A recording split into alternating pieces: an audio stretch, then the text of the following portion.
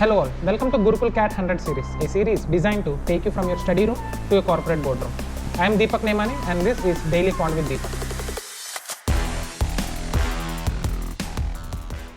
Hi all, welcome back to day 78 of 100 days to CAT Quant series. In this video, we will be discussing 5 questions from quantitative aptitude. So whenever a question is displayed on the screen, pause the video, try solving that question. Once you're done solving, you can resume the video. If you find this video helpful, like the video, share this video with your friends who are preparing for CAT, and most importantly, for more videos of this kind, subscribe to this channel. In case if you want to attempt these 5 questions in the form of a test, you can sign up in our portal, thegurukul.org.in.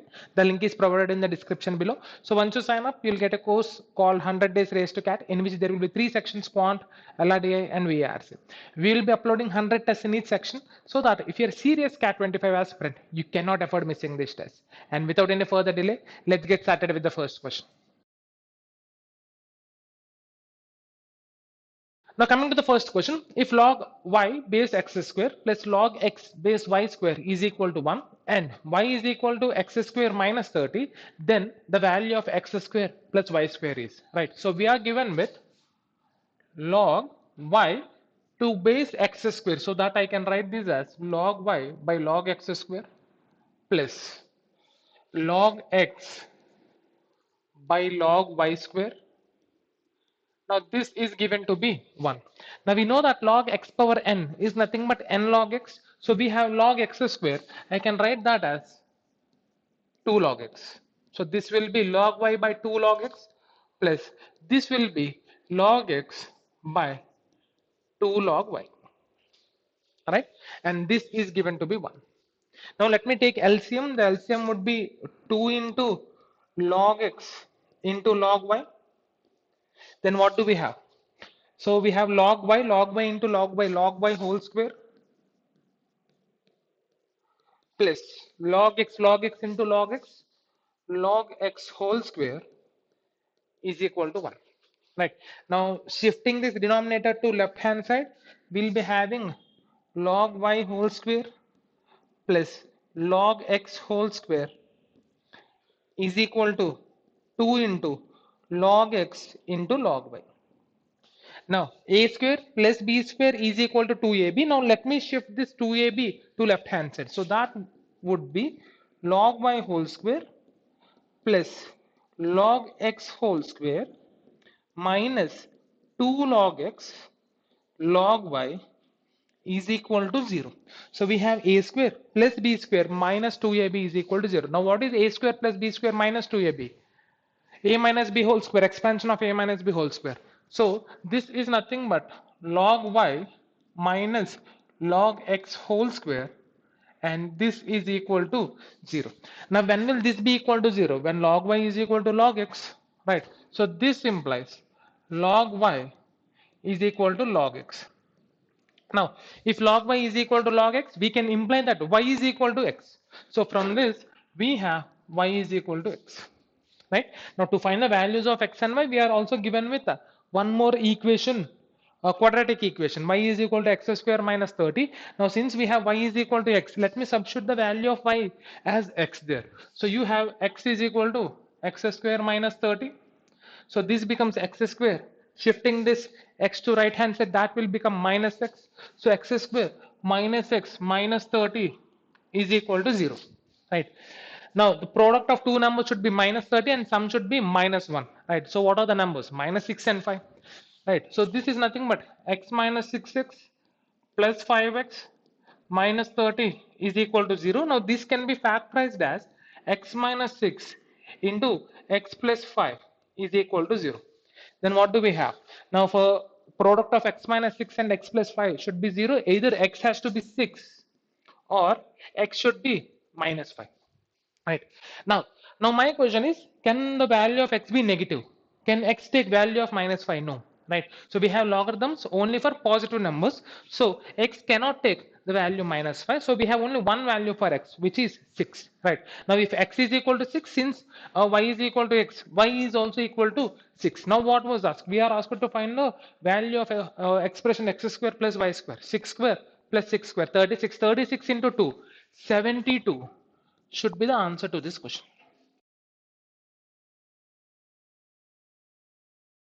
Now coming to the second question, the area enclosed by 2 mod x plus 3 mod y less than or equal to 6 is dash square units. Now you can easily solve this question using graphs, right? Now let this be y-axis, let this be x-axis, and you should be knowing that any equation in the form of mod x plus mod y is equal to k, right, will be a rhombus around the origin. Now we are given with 2 mod x plus 3 mod y less than or equal to 6. So that would be 2x plus 3y less than or equal to 6 when x and y are positive. Now if the points are in second quadrant, then 2x or minus 2x plus 3y less than or equal to 6, then minus 2x minus 3y less than or equal to 6 in the third quadrant, and in the fourth quadrant 2x minus 3y less than or equal to 6. Now what I'll do here is I will ignore all these three and I'll consider only those points that lie in the first quadrant. Right, 2x plus 3y less than or equal to 6. Now let me consider is equal to 6. Right, now let me form a line. Now 2x plus 3y is equal to 6. All you need to do is you need to identify 2 points that lie on that line. Right, now if I put the value of x as 0, value of y is 2. So one point through which the line is passing is 0, 2. So it will be here. This is 0, 2. And if I put y is equal to 0, the value of x is 3. So you have one more point here, 3, 0. Right? Let me join this. Now similarly, you will be getting one more triangle in the second quadrant, in the third quadrant, and also fourth quadrant. So we are asked to find the area of area enclosed by this. Right? Now less than or equal to 6. So this part. Similarly, you have a triangle here, triangle here, triangle here. Now all we need to do is we need to find the area of this triangle into 4. We'll give you the area of this figure, right? Then what is this length? 2 units. What is this length? 3 units, right? So since that's a right angle triangle, area would be half into 2 into 3. Now which is nothing but 3 square units. Now what is 3 square units? Area of this triangle. How many such triangles do we have? 4. So 3 into 4. 12 square units should be the answer to this question.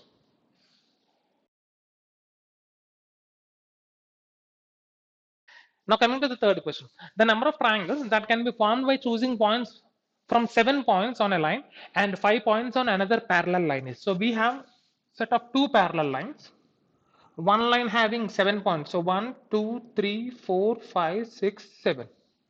Right. Another line having 5. 1, 2, 3, 4, 5. Now in order to form a triangle, the 3 points should not be collinear, right? So I can select 2 points out of these 7 points and 1 point out of these 5 points, or I can select 2 points out of these 5 points and the other point, the third point, should be on the other parallel line. So 2 ways. So selecting 2 out of 7 and 1 out of 5, or selecting 2 out of 5 and 1 out of 7. 2 ways, right?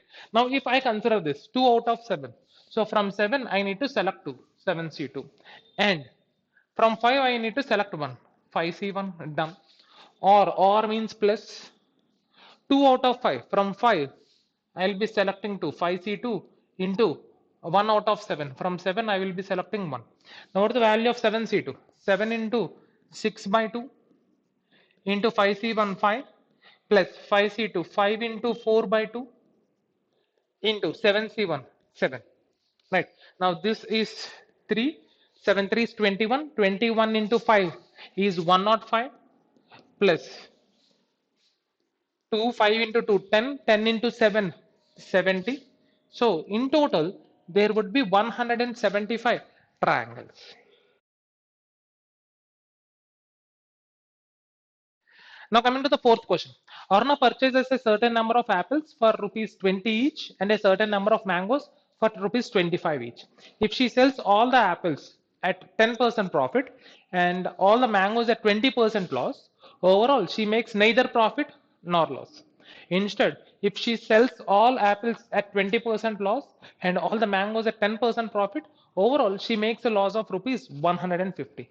Then the number of apples purchased by Aruna is. So we have Aruna purchasing two types of fruits, apples and mangoes. Right. Now the cost of each apple is 20 rupees and the cost of each mango is 25 rupees. Right. Now we do not know the number of apples or mangoes that she has purchased. Right. So let the number of apples be A and let the number of mangoes be B. Right.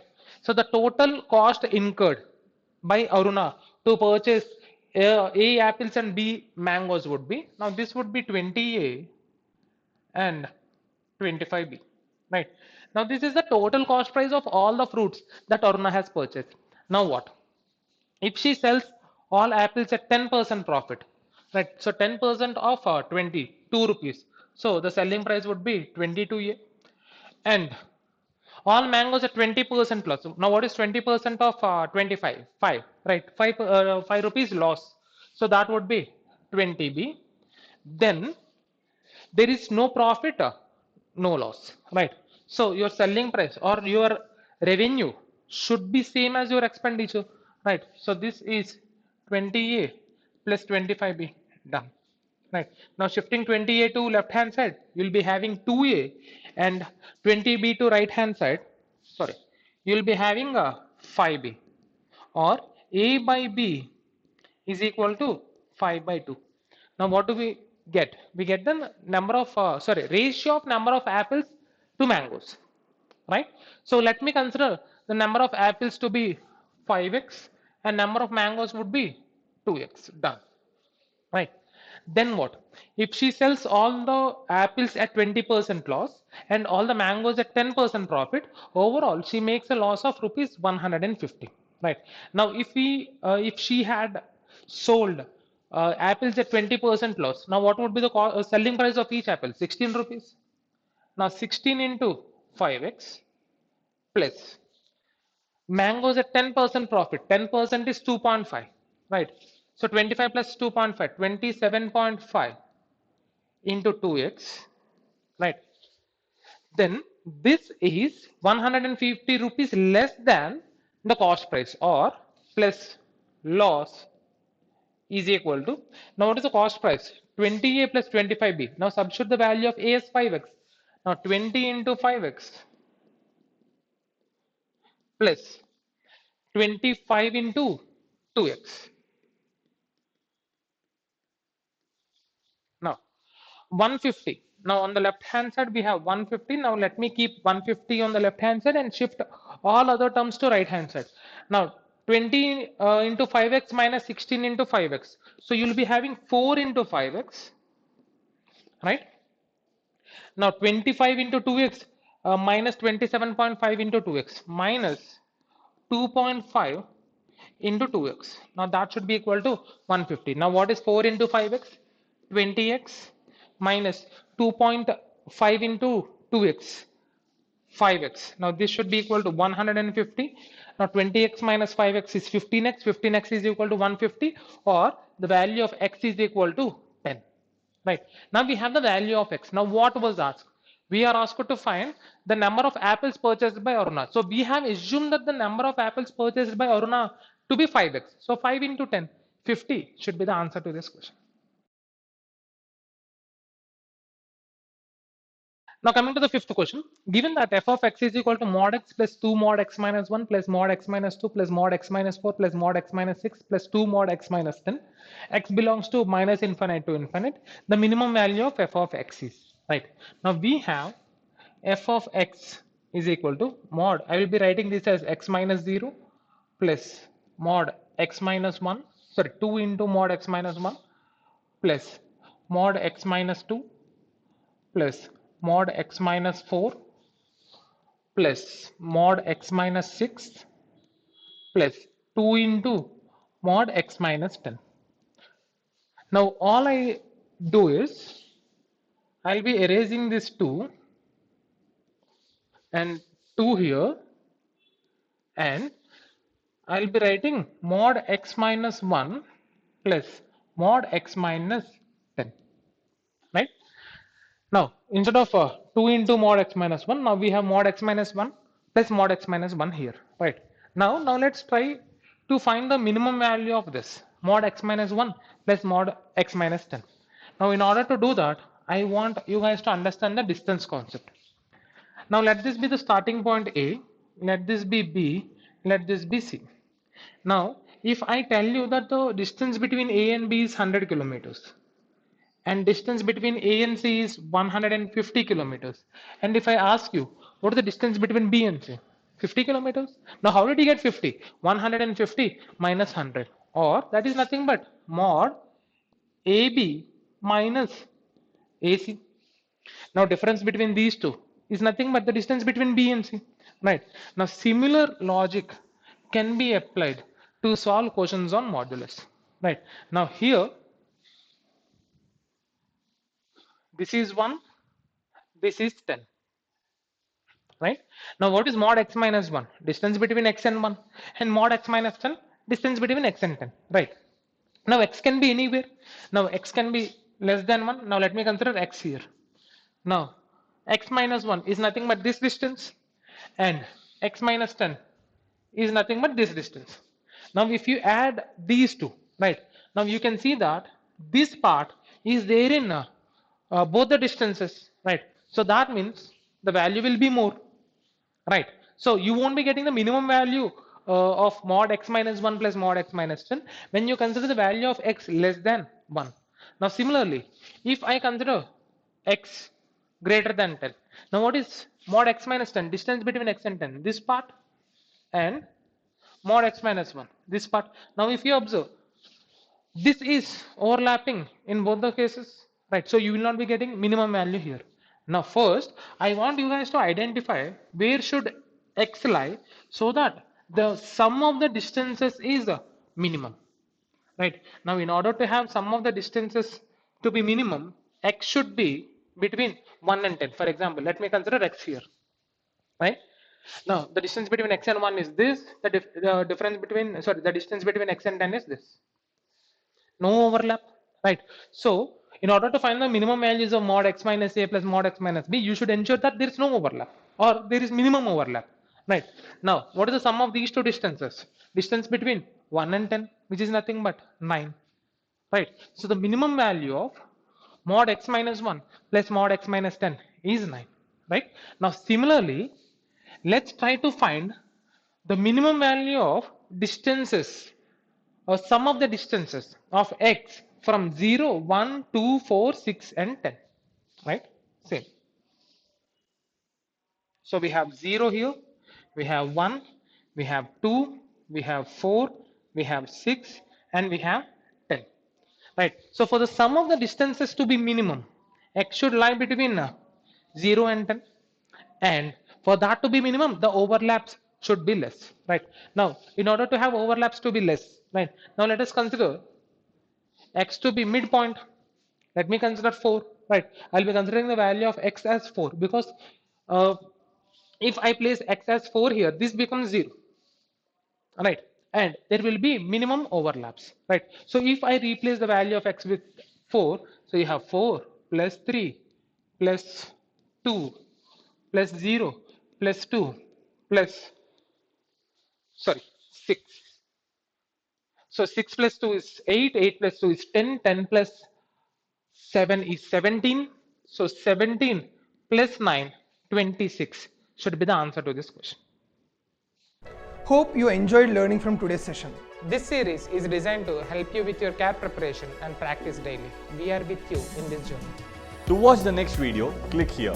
And to watch Gurukul's CAT 100 series, study room to boardroom, the entire playlist, click here. If you learned from today's session, like, share and subscribe.